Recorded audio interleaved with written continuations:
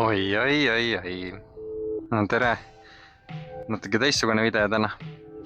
Saun on ikka alles toimib, 2 korda on liili tehtud ja täna õhtul on ka plaanis teha.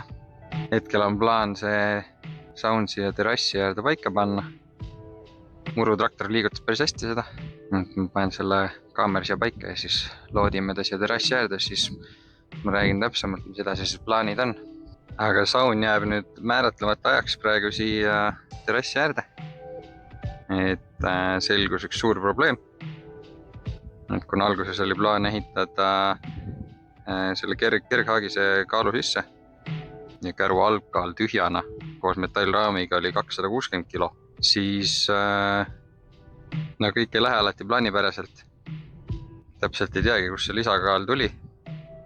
Lavad, põrand ja asjad on eemaldatavad, aga ikkagi käisin kaalumas ja toob välja, et kogu see kupatus kaalub 980 kilo, niimoodi, et kõik asjad on välja võetud. Ja siis 230 kilo üle veel. Nii et hetkel jääb see rendi- ja mobiilsusosa pausile. Et kuna mul ei ole nagu nii talvel kohta, kus seda ümber ehitada ja ausalt öeldes ei ole ka häid ideid, mida seal nagu teha. Need on küll mõtted, kuidas saaks nullist ehitada kergemini ja paremini ja kiiremini, aga see jääb hetkel ootele kõik.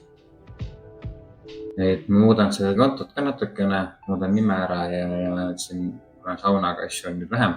Ma hakkan siin igast muid oma projekte ja ettevõtmisi näitama siis. Talv on tulemas, see tähendab, et siis Stevenil vedeleda saaks, et paar projekti on juba plaanis ja iga ideed otsa ei saa. Tuleb teha nii, kui jaksab. Võib-olla tuleb videoid veidi harvem, aga midagi ikka jõuab teha. Sellised muutused siis. Vaatame, mis sellest kontost edasi saab.